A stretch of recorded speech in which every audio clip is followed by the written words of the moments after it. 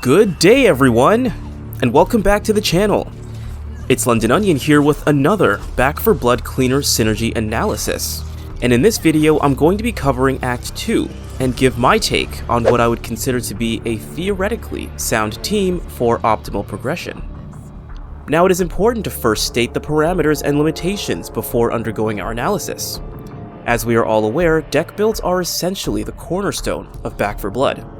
And given the various combinations they can be arranged in, some of our talking points will inherently be rife with nuance and open to alternative opinion. But, and this is a big but, this is not meant to be a dogmatic presentation. Next, a major part of evaluating synergy will also be centered on acts and of course the levels that make them up, each of which requiring different strategies for optimal progression depending on difficulty and corruptions. Each stage will also be evaluated in accordance with our major areas of difficulty and the demands for success on each plane.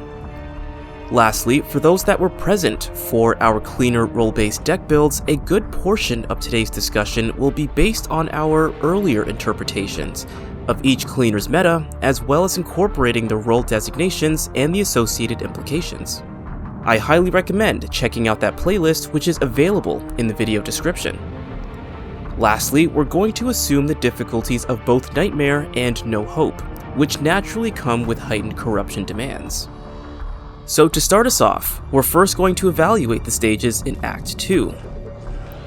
Call to Arms has one nest objective, which can be skipped over depending on the prepper door location. This stage also comes with a fair amount of alarm doors, and in my experience, it is common to have timed hordes and a bonus objective for avoiding hazards. And just like with virtually every other stage on No Hope, there is likely to be a roaming boss. This stage will put the most demand on the attrition plane with variable demands on Blitzkrieg and adaptation. Next, the Handyman has high longevity with a lengthy and spacious map size, as well as an extensive objective involving multiple nests. The Crescendo corner will also be heavy with many alarmed doors and some police cars. Lastly, the stage will come with enhanced basic ridden with armor, which in this onion's opinion are the worst kind.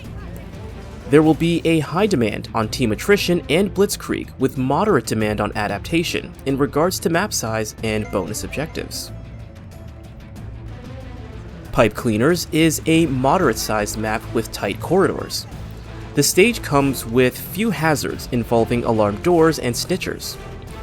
There are also two crescendo events, the first one being very short and easily thwarted with distracting or area denial throwables/accessories, and the second being moderately long, requiring progression through a continuous horde. Ridden in this stage will have various enhancements, and bosses are limited to the No Hope difficulty.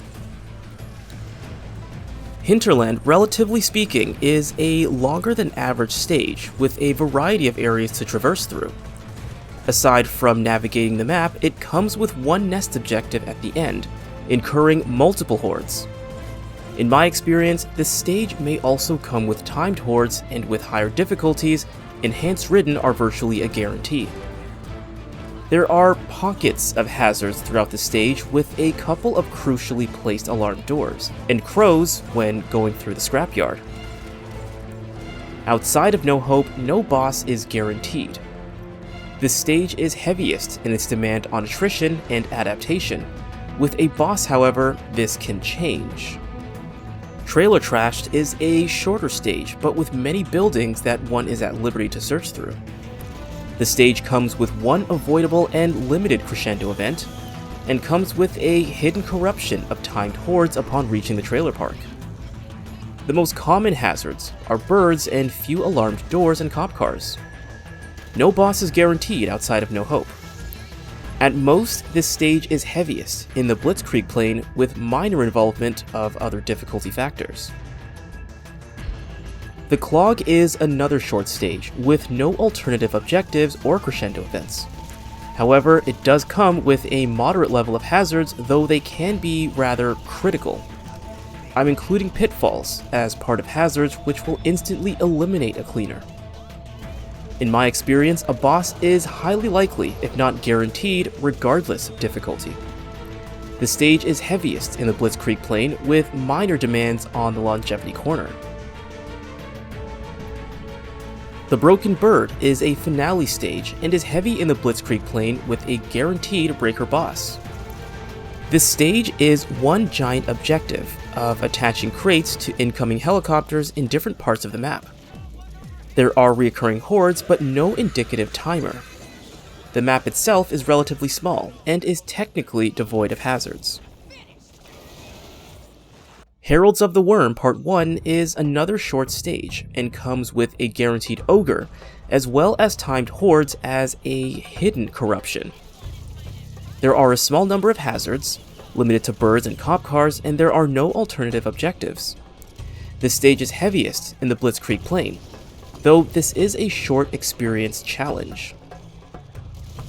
Heralds of the Worm Part 2 is short in map size, but heavy in bosses and enhanced ridden. There are a moderate number of hazards, with the main objective of getting to the safe room. Blitzkrieg is the main demand, while adaptation and attrition take a back seat. Grave Danger, the finale of Act 2, is generally going to be heavy on all fronts.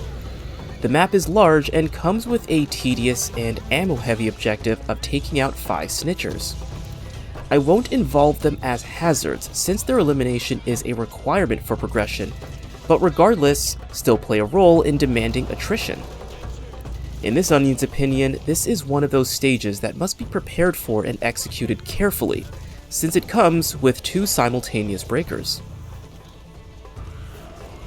Overall, Act 2 seems to have a major demand in Blitzkrieg and attrition, while adaptation takes a back seat with more shorter stages, while challenges and bonus objectives are at the discretion of each cleaner team and how surgical they wish to be. Fulfilling them, however, does make preparation much easier with increased copper reserves. But we will now transition to our cleaner selections based on synergy and level demands. Just like our previous synergy analysis, I'll select a cleaner that fits the profile of the alpha grouping first, and work from there. For Act 2, I decided to start with Hang. I have Hang built as a jack of all trades, but with an edge towards food and copper production. His production of food is twofold in not only enhancing himself, but also his team in both health and combat-related stats should they consume said food. His other cards allow him to wield virtually any weapon and have satisfactory performance without rivaling those who specialize in certain weapon classes. Additionally, I intended for Hang to also carry a melee weapon to aid with ammo control and diversify his offense while leading his team. Given his build, this does leave the door open for any cleaner to complement his implicit style. Looking at level demands and my experience going through this act, ammo preservation is extremely crucial and easy to overuse where there is high longevity or frequent hordes, whether or not they are attached to objectives. So for our cleaner in the major grouping, I would select Charisse. I have Charisse built as a tank of a cleaner with a melee specialization. With some exceptions, she can withstand both hordes and mutations while preserving her health. In stages with high longevity or frequent hordes, she will be able to assist Hang or temporarily take the lead in clearing hordes or managing mutations without much worry for received punishment. So far, we have a jack of all trades and a melee specialist capable of handling most threats and stages with higher than average longevity. DPS, however, is still needed and bosses will require an answer. Just like our previous synergy videos, we will cover cleaners that fit in the Omega grouping first, then select our team supporter. As touched on earlier, ammo preservation is easy to overlook, though this will depend on team maturity and efficiency. Taking too long on given parts of a stage, especially where there are timed hordes, is an easy trap to fall into. Ultimately, reducing ammo expenditure while dishing out high enough amounts of damage is the goal of ammo preservation. So for our rear guard, I decided to go with Tala, particularly with an LMG-based build. As rear guard, she will not only be responsible for ensuring protection from the back of a cleaner team, but also being the heavier hitter as a boss and mutation hunter, should defenses be in danger of becoming breached. Her bleed damage makes light work of tough enemies, while requiring far less ammo than most, if not all, other cleaners.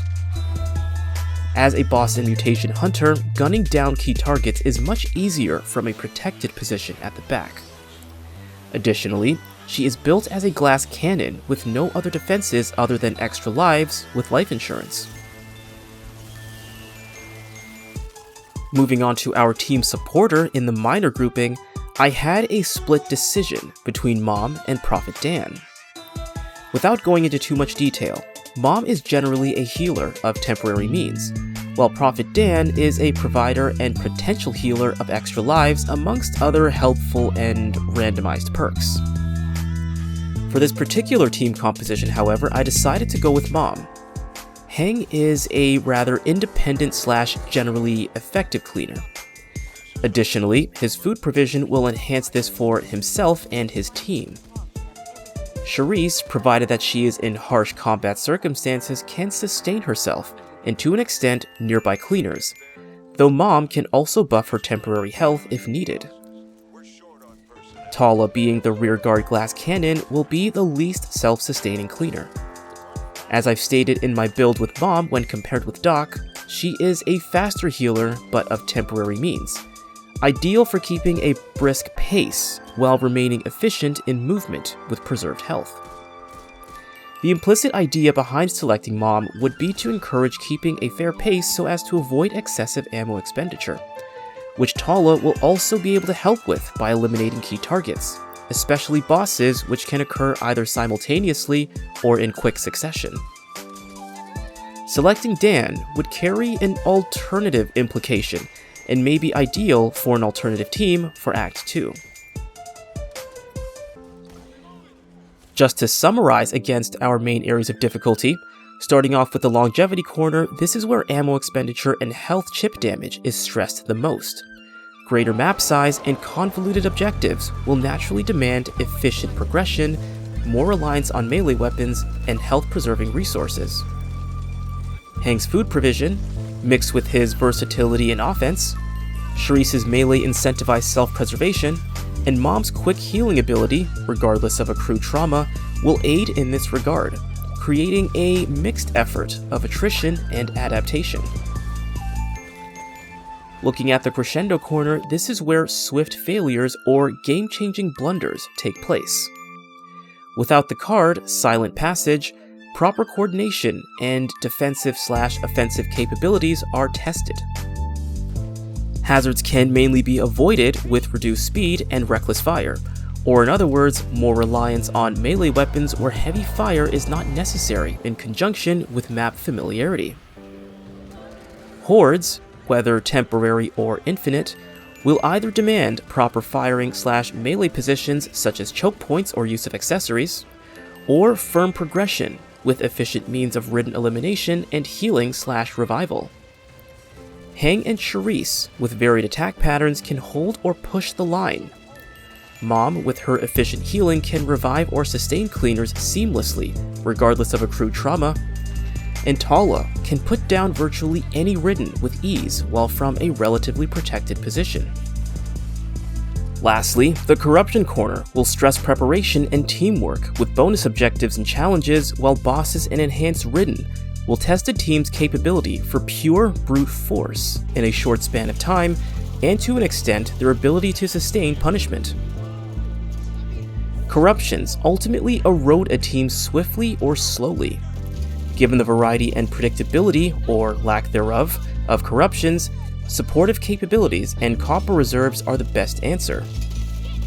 From a copper perspective, both Heng and Tala add to copper reserves with Bounty Hunter, Money Grubbers, and Copper Scavenger. Both Heng and Charisse are built with Vanguard and will aid with health preservation when using melee weapons. Heng will also provide extra food for himself and his team. Charisse is alternatively built with Well Rested and will compound with Mom, who also has the same card.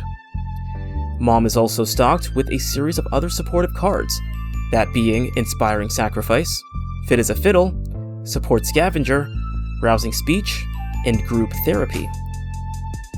As for boss and mutation elimination, Tala and Charisse are the best equipped for issuing high damage and efficient elimination. Hang can also support with whatever weapon class would be fitting for level demands. Lastly, Tala's Warped Chest and Jeff Whistle will provide access to legendary weapons and attachments and add an extra layer of defense respectively. Otherwise, that essentially sums up our synergy analysis today. Hang as the jack-of-all-trades leader, Charisse as the melee specialist endurance cleaner, Mom as the temporary health specialist, though not limited to just pills, and Tala as the rear guard and mutation/boss hunter. Now, this analysis is not to suggest that this is the best team or collection of builds for completing Act 2, as I have had success with alternative cleaner teams. This is just my take on what I would consider to be a theoretically sound team to cover the bases of offense, defense, and support while traversing Act 2. Thank you guys for joining me on this one, and in the near future, we will be revisiting Act 2 with an alternative cleaner team that I would also consider to be theoretically sound. It's been Londononion, and I will see you guys next time.